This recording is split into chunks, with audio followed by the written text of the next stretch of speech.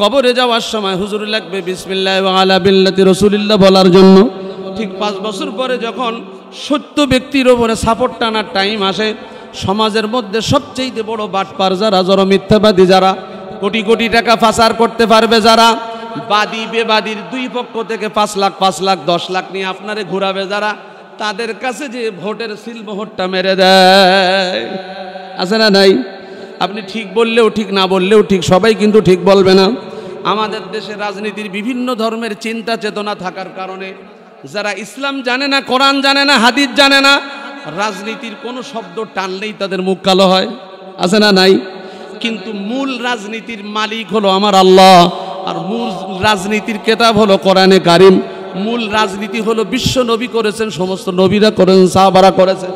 আমরা যে সমস্ত রাজনীতি করি, এই রাজনীতি কবরেও জায়গা হবে না, জাহান্নামেও আযাব হবে, আর দুনিয়ার বাড়িতে তার মতো লাঞ্ছিত আর দ্বিতীয় কেউ হবে না। এবার বলে সব ঠিক আছে, হুজুরদের কথা সব ঠিক আছে, কিন্তু হুজুরদের এই দোষ ওই দোষ, বিভিন্ন দোষ সামনে তুলে ধরে, আছে না নাই? বলেন নবী রাসূল কি দোষ করেছে? সাহাবায়ে কেরাম কি দোষ করেছে? তাবিঈন, তাবিঈন, আমাদের জমানের হুজুরেরা আমরা বলি না আমরা নিষ্পাপ মাসুম, আমাদেরও ত্রুটি আছে, পাপ হয়, ত্রুটি হয়, হয় কিনা? কিন্তু আল্লাহর নির্দেশ মোতাবেক যারা নবী রাসূলের ওয়ারিস হবে তারা সবাই আল্লাহর কাছে প্রিয়। এই জন্য আপনি তাদের ভুলের দিকে লক্ষ্য না করে আল্লাহর বলা নির্দেশ মোতাবেক নবী রাসূলের ওয়ারিস হিসাবে মাথার উপরে রাখা আলেমদের আপনাদের কর্তব্য। একাকী নিরমণি নির্জন পথে যাবে, কোন জন কটু কথা কবে না, কোন জন পথে ঘাটে সম্পদের মোহে পড়ে খুনার রাহাজানি হবে না। সেদিন আর নেই কো বেশি দূরে, একটু পথ গেলেই মিলবে, সেদিন সবাই খোদাই বিধান পে দুঃখ বেদনা ভুলবে। হামদান ইয়ালিকুহু বিজালালিহি ওয়া কামালিহি সুবহানাহু ওয়া তাআলা লাহুল হামদু ফিল উলা ওয়াল আখিরা ওয়া হুয়া আলা কুল্লি শাইইন কাদির।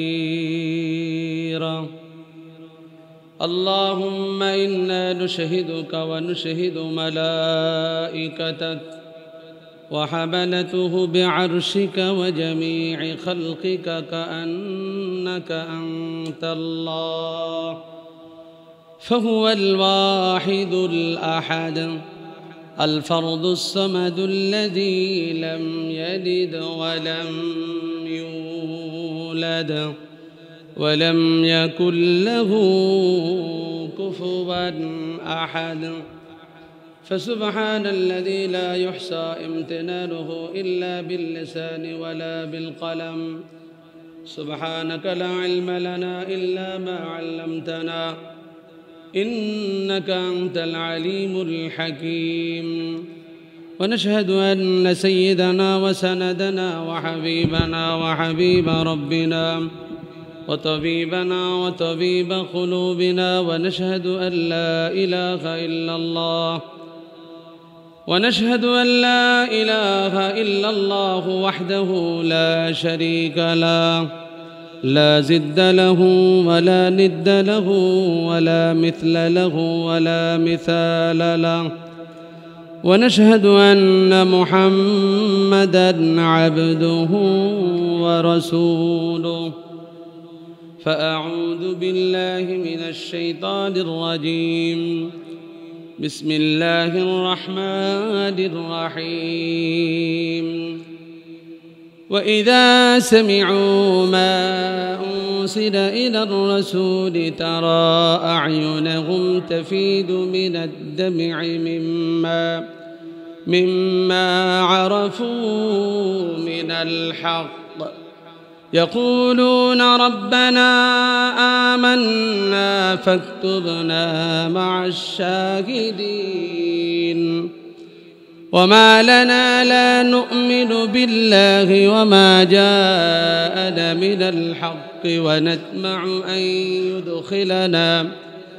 ونطمع أن يدخلنا ربنا مع القوم الصالحين فأثابهم الله بما قالوا جنات تجري من تحتها الأنهار خالدين فيها وذلك جزاء المحسنين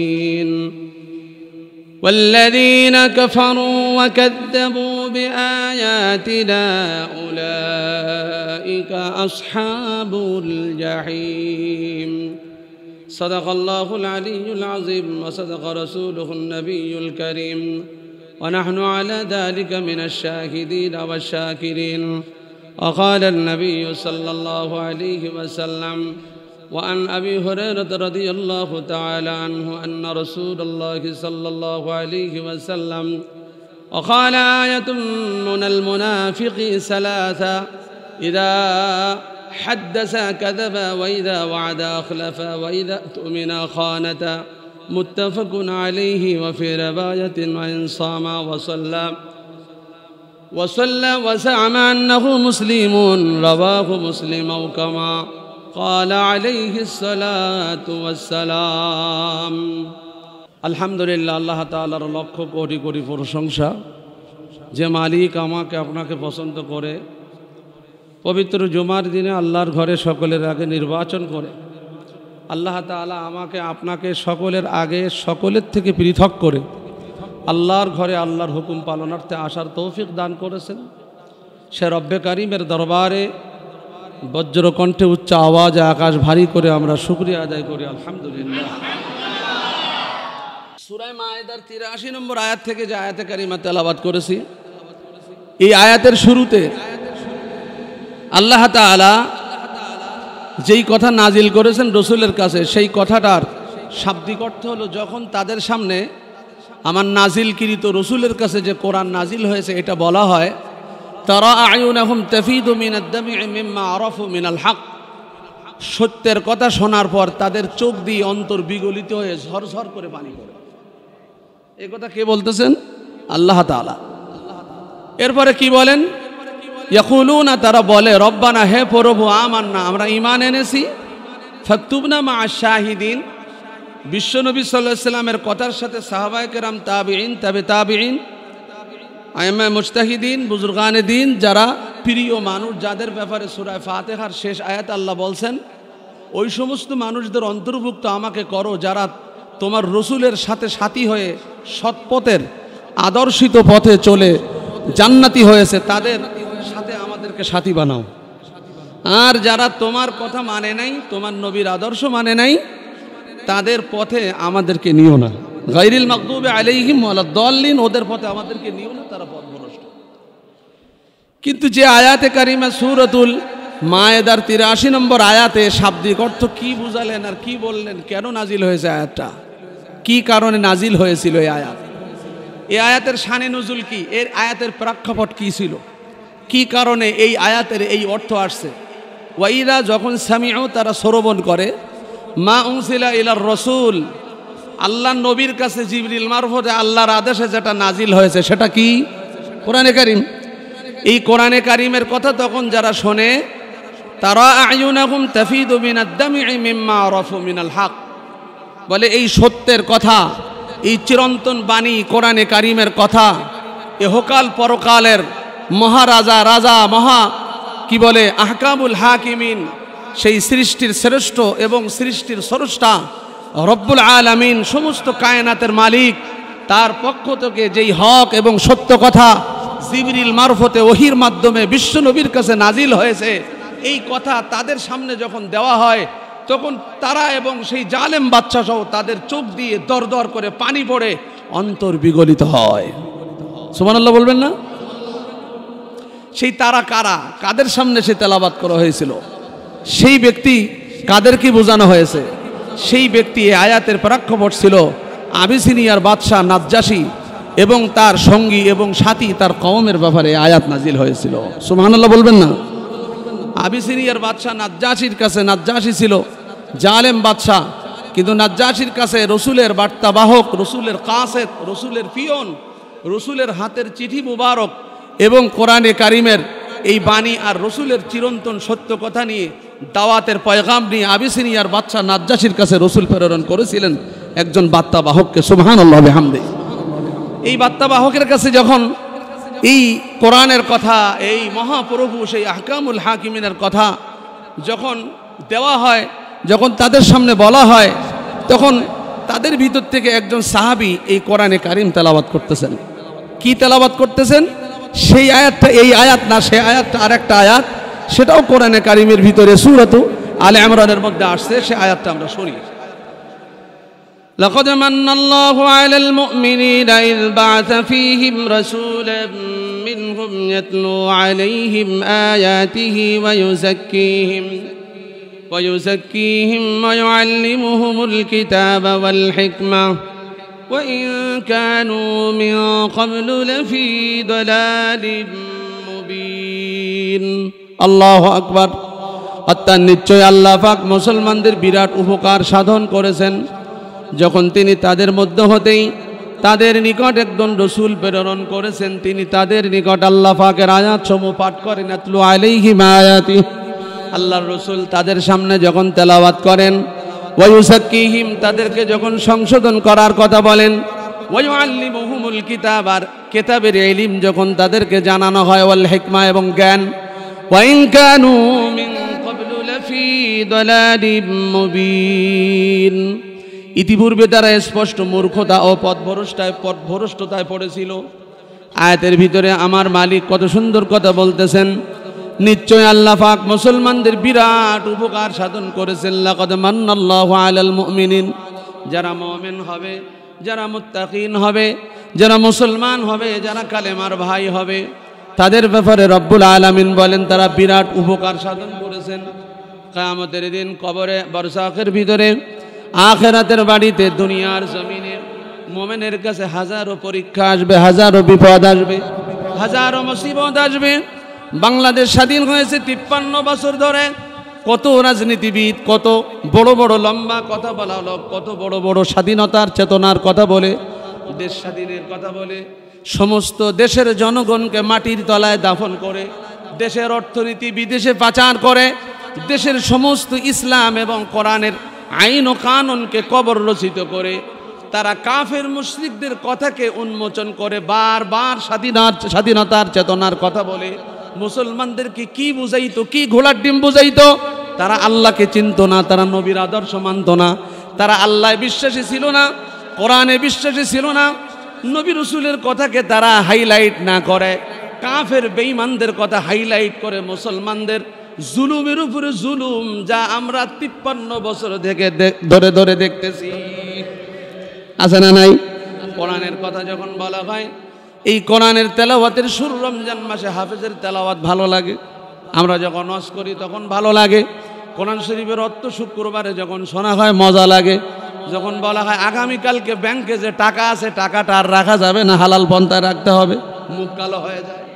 আগামীকালকে বাড়ির মধ্যে আপনার স্ত্রীটা পর্দায় রাখতে হবে, আপনার 16 বছর 17 বছরের মেয়েটা মুখটা বন্ধ করে স্কুলে যেতে হবে।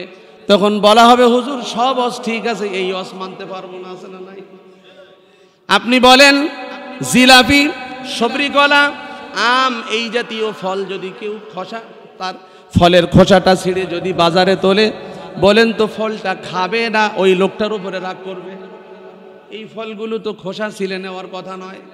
যেই ফল খোসা ছিলে নেওয়া যাবে না, পদ্মার ব্যবস্থা আল্লাহ করেছেন, ওই ফলটা খোসা ছিলে যদি বাজারে নেন, আর যদি ক্লিন হার্ট, ওই এক সময় ক্লিন হার্ট হয়েছিল অপারেশন আরবিদের, বলে স্বামী স্ত্রী একসঙ্গে যাইতেছে, স্ত্রীর মুখে কাপড় নেই, পেট খোলা, পিঠ খোলা, কপালের মাঝখানে এক নোক্তা আছে না নাই, পেটের চর্বি, নাভি এবং লোলুপ দৃষ্টি সম্পূর্ণ স্তন নিতম্ব এগুলো সব আলগা করা। স্বামীকে নামাইছে আর বলছে এটা তোর কি হয়? বলে আমার ওয়াইফ। ঠিক আছে, দুইজন নেমে যা, তোর জুতোটা খোল। স্ত্রীর জুতোটা খুলতে বলছে আরবি, বলে তোমার জুতোটা খুলে ফেলো, জুতোটা দিয়ে তোমার স্বামীর গালে 2টা বাড়ি মারো। বলেন তো স্ত্রী মারতে চাবে নাকি ইতস্তবোধ করবে? আর্মি বলছে বাড়ি যদি না মারো, উল্টা লাঠির বাড়ি তোমার ফাঁসায় মারবো। বোঝে না, বলে মার বাকি মার, বলো না, তখন 2 দিন আগে গোপালগঞ্জ দেখতেছেন এখনো পাওয়ার দেখায়, আছে না নাই? এমন পাওয়ার দেখাইছে এখন বাড়ি ঘর ধরে থাকতে পারে না, এমন বাড়ি আরম্ভ করেছে সমস্ত দাদা আর দিদির কথা ভুলে কবরের দিকে দৌড়ায়, আছে না নাই? ঠিক তেমনি ভাবে বলে স্বামীর গালে একটা জুতার বাড়ি মারো, বলে কেন মারবো? বলে কথা বললে আমি তোমার বাড়ি মারবো। বাড়ি মারছে, 2 গালে মারার পর বলছে আরেক আর্মিকে বলছে যাও আলকাতরা নিয়ে আসো মুদির দোকান থেকে, আলকাতরা বাজার থেকে নিয়ে আস। আলকাতরার কৌটা থেকে বিবিকে বলছে এই যে আলকাতরার কৌটার ভিতরে হাত ঢুকাও, আলকাতরা বাহির করো, হাতে মাখাও, তোমার পেটে তোমার মুখে তোমার স্বামীর মুখে মাখায়া দাও। বুঝতেছেন অবস্থা? তখন এরা বুঝতে আর বাকি নাই, তখন বলছে কি ব্যাপার? বলে কি ব্যাপারের অর্থ হলো এখন কেমন মজা লাগে, যেই পরপুরুষ তোমার স্ত্রীর পেট আর নিতম্ব আর স্তন দেখে মনে মনে মজা না এসে জেনার গোনা করে, এটা কোরআনের নিষেধ আছে না নাই? এটা তো আলেমরা বলে তুমি মানো নাই, আজকে প্র্যাকটিক্যালে দেখো কেমন মজা লাগে। ঠিক এর চাইতে কোটি কোটি গুণ মজা, স্বাদ আর কষ্ট জাহান্নামের আগুন দিয়ে আল্লাহ তোমার মেহমানদারি করবে জাহান্নামের মধ্যে। তাই আগে একটু সিম্পল তোমাকে বুঝায়া দিলাম। রব্বুল আলামিন বলেন লাকাদ মান্নাল্লাহু আলাল মুমিনিনা ইয বা'আথা ফীহিম, মুসলমানেরা কি করেছেন? মুসলমানদের জন্য উপকার সাধন আল্লাহই করেছেন, সুবহানাল্লাহ বলেন। মুসলমান 5 ওয়াক্ত নামাজ পড়ে, আমার কাছে দেখবেন নামাজের পরে অনেক লোক পানি ফু দিতে নিয়ে আসে, দেখেন না? অনেক লোক তেল ফু দিতে নিয়ে আসে। আমি বললাম ভাই তেল আর পানি পরে হবে, এর আগে রক্ত নামাজ হয়েছে কিনা? বললাম হুজুর নামাজটা হয় না। ফজরের নামাজ? বলে না। স্বামী স্ত্রী নামাজ পড়েন? বলে না। আর কোনোদিন ফু দিতে আসবেন না। আমার ফুদ চাইতে আপনি যখন নামাজ পড়বেন, যখন স্ত্রীকে নামাজ পড়াবেন, আপনি আলহামদুলিল্লাহ পানিতে ফু দিবেন, ওই পানি খাবেন, রোগ সেরে যাবে। কথা বোঝেন নাই মনে? নামাজের কথা বললে রাগ করে, কিন্তু হুজুরের পানি পড়া বিশ্বাস করে, নামাজে বিশ্বাস করে না, আছে না নাই? এরপরে আয়াতে রব্বুল আলামিন বলেন ইন্নাল্লাহা ইয়া'মুরুকুম আন তু'আদ্দুল আমানাতি ইলা আহলিহা ওয়া ইযা হাকামতুম বাইনান নাসি আন তাহকুমু বিল আদল। সাদাকাল্লাহুল আযীম। আয়াতের ভিতরে আল্লাহ বলেন তোমাদের কাছে আমি আল্লাহ যাদেরকে দায়িত্ব দিয়েছি, উলিল আমরি মিনকুম, তোমাদের মধ্যে যাদের নেতা বানিয়েছি, তোমাদের মধ্যে যাদের গার্জিয়ান বানিয়েছি, তোমাদের মধ্যে যারা প্রতিনিধি বানিয়েছি, তাদের কাছে যখন আমানাতের কথা বলা হয়, এই আমানাতের ব্যাপারে তারা অলসতা করে, আমানাত তারা বুঝতে চায় না। এর মধ্যে এক আমানাত আছে, 5 বছর পরে যখন ভোটের সময় আসে, সারা জীবন হুজুরদের প্রশংসা করে, হুজুরদের পাশে আসে, নামাজে আসে, শোনে, তেলাওয়াত শোনে, মজা লাগে। বিবাহের সময় হুজুর লাগবে, জন্মের সময় আজান ইকামতে হুজুর লাগবে, কবরে যাওয়ার সময় হুজুর লাগবে বিসমিল্লাহ ওয়া আলা বিল্লাতি রাসূলিল্লাহ বলার জন্য। ঠিক 5 বছর পরে যখন সত্য ব্যক্তির উপরে সাপোর্ট টানার টাইম আসে, সমাজের মধ্যে সবচেয়ে বড় বাটপার যারা, মিথ্যাবাদী যারা, কোটি কোটি টাকা পাচার করতে পারবে যারা, বাদী বেবাদীর 2 পক্ষ থেকে 5 লাখ 10 লাখ নিয়ে আপনারে ঘুরাবে যারা, তাদের কাছে যে ভোটের সিলমোহরটা মেরে দেয়, আছে না নাই? আপনি ঠিক বললেও ঠিক, না বললেও ঠিক, সবাই কিন্তু ঠিক বলবে না। আমাদের দেশে রাজনীতির বিভিন্ন ধর্মের চিন্তা চেতনা থাকার কারণে যারা ইসলাম জানে না, কোরআন জানে না, হাদিস জানে না, রাজনীতির কোনো শব্দ টানলেই তাদের মুখ কালো হয়, আছে না নাই? কিন্তু মূল রাজনীতির মালিক হলো আমার আল্লাহ, আর মূল রাজনীতির কিতাব হলো কোরআনে কারিম। মূল রাজনীতি হলো বিশ্ব নবী করেছেন, সমস্ত নবীরা করেছেন, সাহাবারা করেছেন। আমরা যে সমস্ত রাজনীতি করি, এই রাজনীতি কবরেও জায়গা হবে না, জাহান্নামেও আযাব হবে, আর দুনিয়ার বাড়িতে তার মতো লাঞ্ছিত আর দ্বিতীয় কেউ হবে না। এবার বলে সব ঠিক আছে, হুজুরদের কথা সব ঠিক আছে, কিন্তু হুজুরদের এই দোষ ওই দোষ, বিভিন্ন দোষ সামনে তুলে ধরে, আছে না নাই? বলেন নবী রাসূল কি দোষ করেছে? সাহাবায়ে কেরাম কি দোষ করেছে? তাবিঈন, তাবিঈন, আমাদের জমানের হুজুরেরা আমরা বলি না আমরা নিষ্পাপ মাসুম, আমাদেরও ত্রুটি আছে, পাপ হয়, ত্রুটি হয়, হয় কিনা? কিন্তু আল্লাহর নির্দেশ মোতাবেক যারা নবী রাসূলের ওয়ারিস হবে, তারা সবাই আল্লাহর কাছে প্রিয়। এই জন্য আপনি তাদের ভুলের দিকে লক্ষ্য না করে আল্লাহর বলা নির্দেশ মোতাবেক নবী রাসূলের ওয়ারিস হিসাবে মাথার উপরে রাখা আলেমদের আপনাদের কর্তব্য। এবার আসেন, ইন্নাল্লাহ, আল্লাহ পাক বলতেছেন নিশ্চয়ই আমি আল্লাহ, ইয়ামুরুকুম, যাদেরকে দায়িত্ব দিয়েছি, আন তুআদ্দুল আমানাত, যাদেরকে আমানাতের ব্যাপারে, এই আমানাত রাজনীতির ভোটের আমানাত হতে পারে, এই আমানাত আমার গার্জিয়ান, আমার ছেলে, আমার ভাই বেরাদারের মাতব্বার, আমার কাছে জমি জায়গার আমানাত হতে পারে, এই আমানাত এলাকার চেয়ারম্যান, এলাকার ইউনিয়নের হতে পারে, এই আমানাত আমি একটা কোম্পানির বস, আমার উপরে আসতে পারে, এই আমানাত আমি ব্যাংকারের হেড অফ দ্য ডিপার্টমেন্ট, আমার উপরে আসতে পারে সকলকে চালানোর। যার যেখানে যেই দায়িত্ব, ওই আমানাতের ব্যাপারে যদি কোনো কোলটান আর সুলতান হয়, কিয়ামতের দিন আল্লাহর সামনে দাঁড়ায় চুল পরিমাণ কদম হটাইতে পারবে না।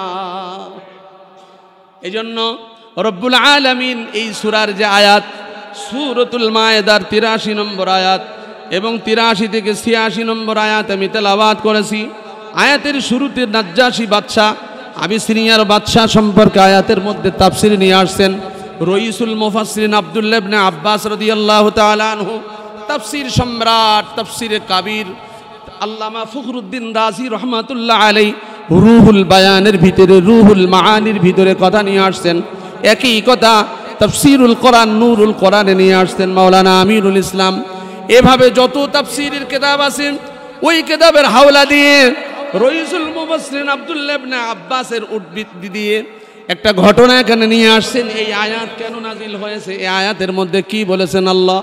ওয়াইদা, যখন সামিউ, তারা শ্রবণ করে, মা উনসিলা ইলার রাসূল, আল্লাহর কাছ থেকে জিবরিল মারফতে বিশ্ব নবীর কাছে যে আয়াত নাজিল হয়েছে, এই আয়াত যখন আবিসিনিয়ার বাদশার সামনে নবীর পক্ষ থেকে দাওয়াতের পয়গাম একজন কাসেদ সাহাবী যখন তেলাওয়াত করেন, ওয়াইদা সামিউ মা উনসিলা ইলার রাসূল তারা আ'য়ুনাহুম তাফিদু মিনাদ দাম'i মিম্মা আরাফু মিনাল হক ইয়াকুলুনা রব্বানা আমান্না ফাকতুবনা মা'আশ শাহিদিন। আবিসিনিয়ার বাদশার সামনে যখন এই তেলাওয়াত হয়, আবিসিনিয়ার যত কওম আর মন্ত্রী আর মিনিস্টার ছিল, সকলের দিকে তাকায় সাহাবায়ে কেরাম বর্ণনা করেন, সকলের চোখ দিয়ে পানি পড়তেছে, সবাই কাঁদতেছে। সাহাবী দেখতেছেন আবিসিনিয়ার বাদশা যিনি মসনদে বসা, তার চোখের ভিতরেও দর দর করে পানি পড়তেছে। ওই প্রেক্ষাপট, ওই অবস্থা, ওই দৃশ্য সূরাতুল মায়েদার ৮৩ নম্বর আয়াতে আমার আল্লাহ তুলে ধরেছেন যে কোরআন আমি নাজিল করেছি বিশ্ব মানবতার জন্য, বিশ্ব মানব কল্যাণের জন্য, সারা পৃথিবীর জন্য। যেই কোরআনের মধ্যে তোমাদের জন্য ইহকাল পরকালের কামিয়াবি আছে, যেই কোরআনের মধ্যে রাষ্ট্রনীতি আছে, যেই কোরআনের মধ্যে সামাজিক জীবন আছে, যেই কোরআনের মধ্যে পারিবারিক জীবন আছে, যেই কোরআনের মধ্যে অর্থনীতির ব্যবস্থা আছে, যেই কোরআনের মধ্যে রাজনৈতিক ব্যবস্থা আছে, যেই কোরআনের মধ্যে দুর্নীতিবাজদের বিরূপ মন্তব্য আর কটূক্তি করা নিয়ে কোরআনের মধ্যে আছে, যেই কোরআনের মধ্যে বেনামাজি এবং বেদাতীদের কথা আছে, যেই কোরআনের মধ্যে আহলে হকদের কথা আছে, এই কোরআন যখন তারা শ্রবণ করবে, যাদের হৃদয়ের মধ্যে এটা ধারণ করবে, যদি বুঝতে সক্ষম হয়, তাদের চোখ দিয়ে দর দর করে পানি পড়তে থাকবে। এরপরে আয়াতে আল্লাহ রাব্বুল আলামিন বলেন, ওয়ামা লানা লা নু'মিনু বিল্লাহি ওয়ামা জাআনা মিনাল হাক্কি ওয়া নাতবা'ু আন ইউদখিলানা রাব্বুনা মা'আল কওমিস সালিহিন। তারা আরো বলে যে আল্লাহ পাকের প্রতি আমাদের নিকট যেই সত্য এসেছে তার প্রতি আমরা কেন ঈমান আনবো না, যখন আমরা আশা করি আল্লাহ পাক আমাদেরকে নেককার সম্প্রদায়ের অন্তর্ভুক্ত করবেন। সুবহানাল্লাহ। যেই আয়াতের মধ্যে নেককারদের মধ্যে অন্তর্ভুক্ত করা হবে, যেই আয়াতের মধ্যে পুরস্কারের ব্যবস্থা আছে, যেই আয়াতের মধ্যে আমার আল্লাহ খুশির সংবাদ দিয়েছেন, যেই আয়াতের মধ্যে জান্নাতের ঠিকানা আর জান্নাতের পরিচয়ের কথা বলেছেন, এই আয়াতের মধ্যে আমার আল্লাহ খুশি হয়ে যাবে, দুনিয়ায় ভালো করবে, আখিরাতে ভালো করবে, সে আয়াত কেন আমরা মানবো না? ক্বালু রব্বানা, হে প্রভু ঈমান এনেছি, আমান্না। কার উপরে? আপনার উপরে, আপনার রাসূলের উপরে, আপনার কোরআনের উপরে। ঈমানের সংজ্ঞা কি?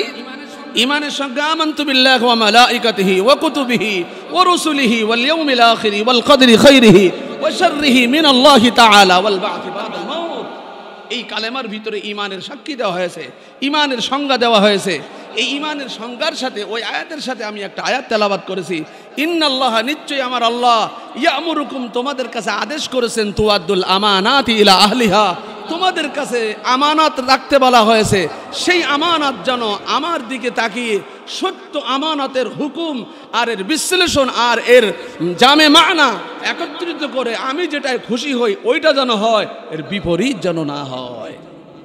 আরেক আয়াত আল্লাহ বলেন, রব্বুল আলামিন বলেন যে আয়াতটা আমি প্রায় কোরআন শরীফের তেলাওয়াতের মধ্যে পড়ি, ইয়া আইয়ুহাল্লাযীনা আমানুত্তাকুল্লাহা ওয়া কুলু কাওলান সাদীদা ইসলিহ লাকুম আ'মালাকুম ওয়া ইয়াগফির লাকুম যুনুবাকুম ওয়া মান ইউতি'িল্লাহা ওয়া রাসূলাহু ফাকাদ ফাযা ফাওজান 'আযীমা ইন্না আরাদনাল আমানাতা আলাস সামাওয়াতি ওয়াল আরদি ওয়াল জিবাল।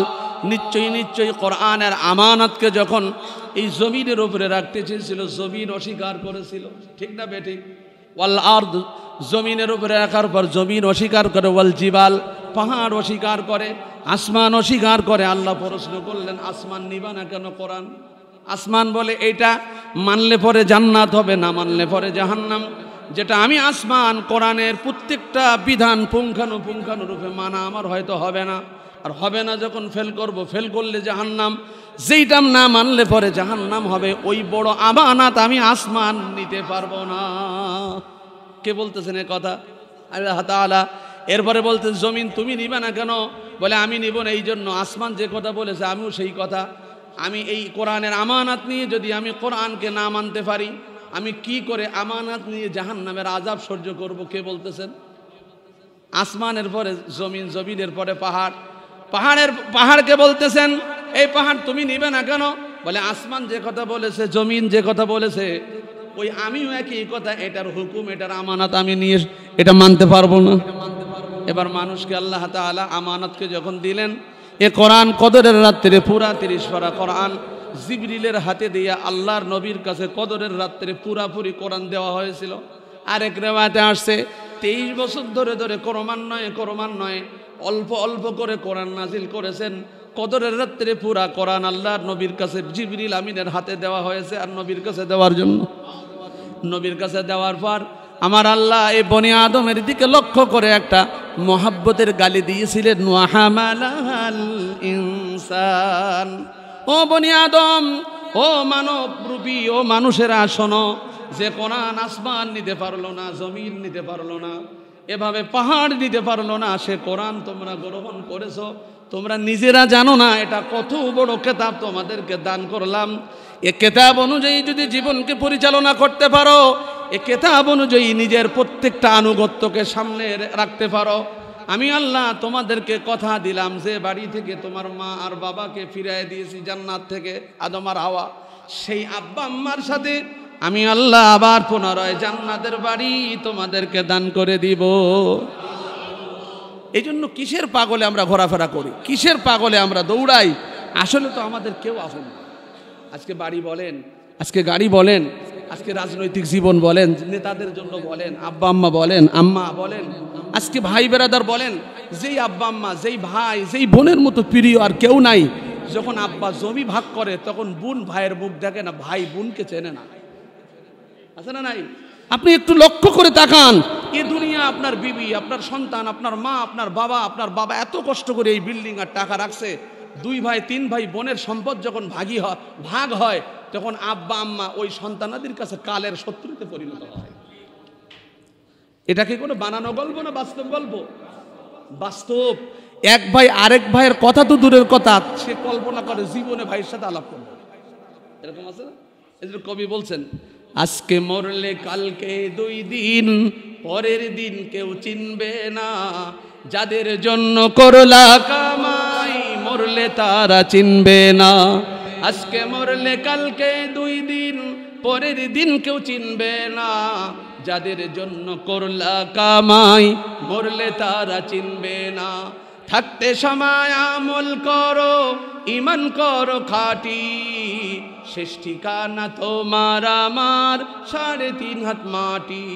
কত কষ্ট করে তুমি করলা সাদের বাড়ি, কত কষ্ট করে তুমি করলা সাদের বাড়ি, সেই বাড়িতে ঠাই হবে না, ছাড়তে হবে পারি। বহু মায়ার টানে তুমি রবের বিধান ভুলো না, শেষ ঠিকানা তোমার আমার 3.5 হাত মাটি। আজকে মরলে কালকে 2 দিন, পরের দিন কেউ চিনবে না। যাদের জন্য করলা কামাই, মরলে তারা চিনবে না। ঠিক না বেঠিক? এই কোরআনের আয়াতের দিকে লক্ষ্য করেন। পরের আয়াতে আল্লাহ বলেন, ফাআতাবাহুমুল্লাহু বিমা ক্বালু জান্নাতিন তাজরি মিন তাহতিহাল আনহারু খালিদিনা ফিহা ওয়া যালিকা জাযাউল মুহসিনিন। আর তাদের এই কথার জন্য আল্লাহ পাক তাদের পুরস্কার নির্দিষ্ট করে রেখেছেন, এমন জান্নাত যার তলদেশ থেকে নহর সমূহ প্রবাহিত হয়। তারা সেখানে চিরদিনের জন্য প্রবেশ করবে, কুশ্চিন কালেও তারা আর সেখান থেকে কোনোদিন অন্য জায়গায় ফিরবে না। এই চিরদিনের ব্যাখ্যা গত জুমায় করেছিলাম। ইমাম গাজ্জালি রহমতুল্লাহ আলাইহি তার কিতাবের মধ্যে দেখায়ুল আকবরের মধ্যে ঘটনা লেখের উদাহরণ দিয়েছেন, মিসাল দিয়েছেন। সারা পৃথিবী যদি সরিষা দানা দিয়ে ভরপুর করা হয়, আর এই দানাটা 70,000 বছর পরে পরে একটা কবুতর পাখি আসমানের উপরে নিয়ে ফেলায়, এই সরিষা দানা শেষ হয়ে যাবে খালিদিনা ফিহা। এই ফিহার যে ব্যাখ্যা, এইটা শেষ হবে, কিন্তু শুরু হবে আর কোনোদিন আখিরাতের জিন্দেগি শেষ হবে না। ওই অনুযায়ী যদি আমরা আজকে চলতে পারতাম, আমি যে আয়াতটা তেলাওয়াত করেছি সেই আয়াতের শেষ আয়াত 86 নম্বর আয়াত। 86 নম্বর আয়াতে আল্লাহ বলেন, ওয়াল্লাযীনা কাফারু ওয়া কাযযাবু বিআয়াতিনা। ওয়াল্লাযীনা, ওই সমস্ত মানুষ, কাফারু, যে সমস্ত কাফেরেরা, ওয়া কাযযাবু, আমার আয়াত আমার বিধানকে মিথ্যারোপ করেছে। কে বলছেন এই কথা? আল্লাহ। বিআয়াতিনা, আমার আয়াতকে মিথ্যা জ্ঞান হিসাবে, মিথ্যারূপ হিসাবে মানুষের সামনে নিজেও জ্ঞান করেছে, অন্যকেও মিথ্যারূপ হিসাবে সাব্যস্ত করেছে। উলাইকা আসহাবুল জাহিম, তারা হবে জাহান্নামের নির্দিষ্ট নিকৃষ্ট জাহান্নামের কীট হিসাবে রূপান্তর হবে। এই কথা কে বলতেছেন? ছোট্ট একটা কথা বলি। সেই কথাটা হলো, আমাদের নবীর মতো পৃথিবীতে দামি মানুষ আর কেউ আসবে? আমাদের নবীর মতো আল্লাহর কাছে প্রিয় পৃথিবীতে আর কেউ হতে পারবে? বিশ্ব নবীকে উপরে রাখলাম আল্লাহর পরে। এবার আসেন আবু বকর সিদ্দিক রাদিয়াল্লাহু তাআলা আনহু, যিনি বিশ্ব নবীর এবং আমাদের উম্মতের ভিতরে সবচেয়ে দামি, যার আমলের কথা বলা হয়েছে কিয়ামতের দিন 8টা জান্নাত তাকে আহ্বান করে ডাকতে থাকবে যে আবু বকর, আপনি জান্নাতুল ফেরদাউসে আসলে জান্নাতুল ফেরদাউস ধন্য হয়ে যাবে। ওগো আবু বকর, আপনি যদি জান্নাতুল খুলদের ভিতরে আসেন, এই জান্নাত ধন্য হয়ে যাবে। ওগো আবু বকর, আপনি যদি জান্নাতুল সালামের ভিতরে আসেন, এই জান্নাত ধন্য হয়ে যাবে। ওগো আবু বকর, আপনি যদি জান্নাতুল মাওয়ার ভিতরে আসেন, জান্নাত ধন্য হয়ে যাবে। ওগো আবু বকর, আপনি যদি জান্নাতুল নাঈমের ভিতরে আসেন, জান্নাত ধন্য হয়ে যাবে। সর্বস্তরের জান্নাত যেটা হবে জান্নাতুল ফেরদাউস, জান্নাতুল ফেরদাউসের সাদার আল্লাহর আরশে আজিমের নিচ এই বরাবর লাগানো। সুবহানাল্লাহ বিহামদিহি। যেদিন আল্লাহ জান্নাতীদেরকে সালাম দিবেন, সেদিন আল্লাহর কুদরতে আরশে আজিমের নিচ ছাদ এইটা খুললেই জান্নাতুল ফেরদাউস। সুবহানাল্লাহ। এটা খোলার পরে আল্লাহ সালাম দিবেন, সালামুন কাওলাম মির রাব্বির রহিম, আল্লাহর পক্ষ থেকে তোমাদেরকে সালাম দেওয়া হলো, এই সালাম তোমরা গ্রহণ করো। এই সালামের আওয়াজ আসবে, সুগন্ধ আসবে এবং এত সুন্দর বাজনা আসবে, লক্ষ কোটি কোটি বছর বান্দা সেজদায় পড়ে কাঁদতে কাঁদতে চোখ অন্ধ হয়ে যাবে আল্লাহর প্রেমে। এখনো আল্লাহ দেখে নাই, আবার সালাম দেওয়া হবে, সালামুন কাওলাম মির রাব্বির রহিম। ও জান্নাতি বান্দারা, তোমার প্রভুর সালাম গ্রহণ করো, যেই প্রভুর প্রেমে জীবন সমস্ত তছনছ করে আমার প্রেমে নামাজ পড়েছো, আমার প্রেমে যুদ্ধ করেছো, আমার প্রেমে তোমাকে জঙ্গি বলেছে, তোমাকে আল কায়দা বলেছে, তোমাকে মৌলবাদ বলেছে, তোমাকে দাড়ি টুপি বলে ক্রিটিসাইজ করেছে, আমার দিকে তাকাও, আমার আরশে আজিমের ছাদ আলগা করেছি, আমার সালাম গ্রহণ করো, আর তোমার চেহারা আমার দিকে ফিরে তাকিয়ে তোমার জীবন আর চোখকে ধন্য করে নাও। এ কথা কে বলবেন? আল্লাহ তাআলা। ওই অবস্থা আর ওই আয়াত আর ওই বেসিসে ওমরে ফারুক রাদিয়াল্লাহু তাআলা আনহু কেমনভাবে কোরআনের শাসন আর রাজ কায়েম করেছিলেন, ছোট্ট একটা কথা বলে আমি বয়ানের রীতি টানবো, শুনবেন না ইনশাআল্লাহ? ওমরে ফারুক যেদিন ইসলাম গ্রহণ করবে না, আবার করার জন্য আল্লাহ পাকের কুদরতের নিশানা ভিতরে ঢুকানো হয়েছে। আল্লাহ রসুলকে কতল করার জন্য দারুন নাদওয়ার পার্লামেন্ট ইংরেজিতে বলা হয় দারুন নাদা, আরবিতে বলা হয়, বাংলায় বলি সংসদ ভবন। এখানে কাফেরদের একটা ভবন ছিল, মুসলমানের একটা ছিল, কাফেরদের সংসদ ভবনের নাম ছিল দারুন নাদওয়া। দারুন নাদওয়ার ভিতরে আবু জেহেল ছিল হেড অফ দ্য ডিপার্টমেন্ট, এবং সকল কাফের কুরাইশ নেতা যারা ছিল সকলকে ডাকছে আর বলছে মোহাম্মদের বেটা, আবদুল্লাহর বেটা মোহাম্মদ, এটা আমাদের বাপ দাদার ধর্মে চুনকালি মেরে আমাদের ধর্ম কলঙ্কিত করছে, কে আসো মোহাম্মদের কল্লা আনতে পারবে? নাউজুবিল্লাহ বলবেন না? তখন কেউ উঠে না, কিন্তু ওমরে ফারুক উঠে দাঁড়িয়েছেন, আমি নিয়ে আসবো। তখন ইসলাম গ্রহণ করে নাই, এ কথা সবাই জানেন। এই ওয়াজটা সবাই করেছে, এমনকি এই ওয়াজটা সাইদি সাহেবের এখান থেকে 25-26 বছর আগে অথবা 30 বছর আগে এই ওয়াজটা উনিও সুন্দর করে আপনারা শুনেছেন। এই ওয়াজটার ভিতরে যখন আল্লাহর রসুলের এই অবস্থা নেওয়ার জন্য বলা, ইচ্ছা করা, এগুলো আমাদের মনে আর অবস্থায় আসলে সাথে সাথে নাউজুবিল্লাহ বলে, ঠিক কি না? এটা আমাদের বাস্তবে কানে চোখে দৃশ্যমানে এই শব্দটা আমরা যারা মুসলমান যদি শুনি আমাদের কলিজায় আঘাত লাগে। আমার নবীর ব্যাপারে এমন কথা, এমনকি নবীর ব্যাপারে ছোট্ট কেউ আঘাতমূলক যদি কথা বলে, আমরা জীবন দিয়ে নবীর সম্মান মাথায় রাখি, আমার জীবন চলে যাক কিন্তু এইটারে কতল করবো, এইটারে দুনিয়াতে সরাই দেবো, আছে না নাই? রঙ্গিলা রসুলের এক লম্বা ঘটনা আছে, ওইটা এখন বলার টাইম নেই। আমি সামনের দিকে যাই, আবু বকর রাদিয়াল্লাহু তাআলা আনহু আগালেন। আগানোর পরে ওনার কে যেন বলতেছেন, হ্যাঁ ওমর তুমি তো যাইতেছো কোথায়? বলছে আবদুল্লাহর বেটা আজকে দুনিয়ার থেকে আমি আলাদা করব, এ আমাদের ধর্মে চুনকালি মরছে। ভালো কথা, এটা পরে হবে, আগে একটা আমার মেসেজ শোনো। তোমার বোন আর ভগ্নিপতি অর্থাৎ তোমার বোন জামাই এই মোহাম্মদের কালেমা পড়ে মুসলমান হয়েছে, তোমরা আগে সামলাও সেখানে, পরে মোহাম্মদ সাল্লাল্লাহু আলাইহি ওয়াসাল্লাম পরে যাওয়ার পরে তখন ঘরের ভিতরে যখন গেছে আওয়াজ শুনেছেন, ভগ্নিপতি আওয়াজ শুনতে পেয়েছেন যে ফাতেমা কি আমার বিবি, তোমার ভাই আসতেছে। ওমরের আওয়াজ, ওমরের হাঁটা, ওমরের ঘোড় সোয়ার, এটা তো শব্দে বলে দেয় এটা কার সোয়ার, এটা কার দৌড়ানি, তোমার ভাই চলে আসছে। ওনার যে শক্তি আর সাহস, আমাকে সামনে পালে একটা থাপ্পড় দিলে আমি কবরের মধ্যে চলে যাব, তাই তুমি তোমার ভাই তো তুমি সামনে থাকো, আমি খাটের নিচে পালালেন। এরপরে দরজায় ধাক্কা দিলেন না, কান পেতে শোনে তেলাওয়াত করতেছেন, وأنا اخترتك فاستمع لما يوحى إنني أنا الله لا إله إلا أنا فاعبدني وأقم الصلاة لذكري إني أنا الله। এই শব্দটা বোনের মুখ থেকে ওমরের কানে ঢুকছে, ঢোকার পরে দরজার উপরে আঘাত করে দরজা খুলে ফেলছে। কে গো এর ভিতরে কোরআন পড়ে? আমি ওমর বেঁচে থাকতে। এ বোন তুমি কোরআন কেন পড়ছো? আমরা তো মুসলমান না। বোন তখন বলতেছেন, ভাই আমার আমি বুঝতে পেরেছি অনেক রাগ নিয়ে আসছেন, একটু ঠান্ডা হন, নাস্তা করেন, পরে কথা বলবো। বলে না, ঠান্ডা হওয়া নাস্তা খাওয়া এটা পরে হবে, আগে জবাব দে কেন কালেমা গ্রহণ করলি? বলে ভাই আমার তোমার কাছে অনেক শক্তি, আমি তোমার মার পেটের বোন, আমাকে মারলে মারতে পারো, খতম করে দিতে পারো, হত্যা করতে পারো, কিন্তু ভাই আমার আমি আল্লাহকে সাক্ষী রেখে বলি জীবন চলে যাবে 1,00,000 কোটি বার, যে কালেমা গ্রহণ করেছি টুকরা টুকরা যদি করে ফেলো, মুহাম্মাদের কালেমা থেকে তুমি ভাই বলে তোমার কাছে আসবো না। ওমর বলতেছেন ঠিক আছে। এবার বলার সাথে সাথে রাগ করে থাপ্পড় মারলেন, গাল ফেটে যখন রক্ত বাহির হচ্ছে, ইতিহাসের কেতাবে জীবনের ভিতরে লেখে বোনের রক্ত তো নিজের মার পেটের ভাইয়ের রক্তর সাথে কানেকশন আছে না নাই? এই অবস্থা যখন দেখে ফেলেছে ওমর তখন কাঁদতেছেন। ওমরের মন নরম হয়ে গেছে, তখন বলছে বোন কি পড়তেছিল একটু পড়ো তো। এবার তখন তেলাওয়াত করা শুরু করেছেন সূরা তাহার শুরু থেকে 16 নম্বর পারার 12 নম্বর পৃষ্ঠায় আমি শুরু তেলাওয়াত করেছি। ওয়া আনা আখতারতুকা ফাসতামি' লিমা ইউহা ইন্নানি আনাল্লাহ।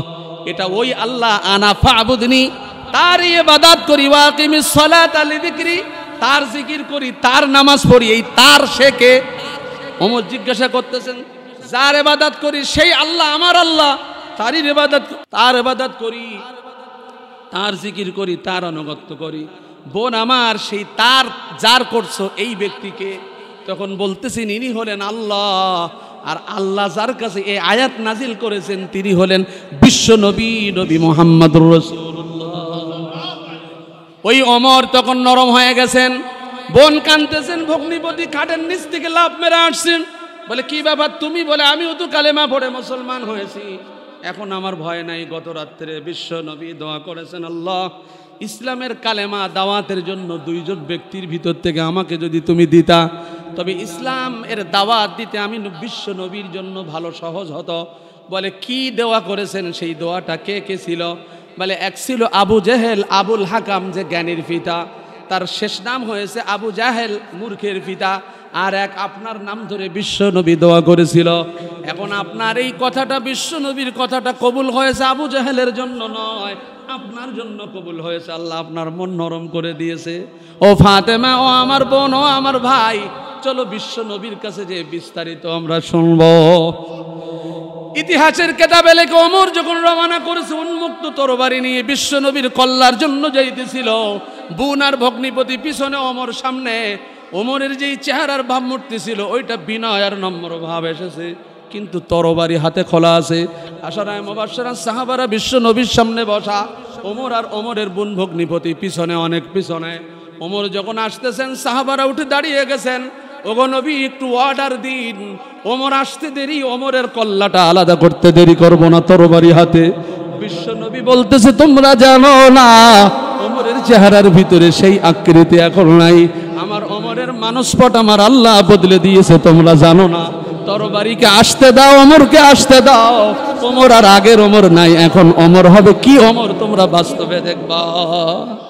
ওই ওমরের জমানা যখন ছিল ইসলামের সুশাসন, কোরআনের রাজ, এভাবে কোরআনের রাজকে কায়েম করার পর ওই জমানার মানুষগুলো কিভাবে ইসলাম গ্রহণ করেছে, ইসলামের উপরে জীবন আলোকিত করেছে, ছোট্ট একটা গজলের ভিতরে ওমরের জিন্দেগি তুলে ধরছে। খেয়াল করে শুনুন। একাকী রমণী নির্জন পথে যাবে, কোনো জন কটু কথা কবে না। একাকী রমণী নির্জন পথে যাবে, কোনো জন কটু কথা কবে না। কোনো জন পথে ঘাটে সম্পদের মোহে পড়ে, খুনার রাহাজানি হবে না। সেদিন আর নেই কো বেশি দূরে, একটু পথ গেলেই মিলবে। সেদিন সবাই খোদাই বিধান পে দুঃখ বেদনা ভুলবে। সেই দিন আমাদের সামনে আসতেছে।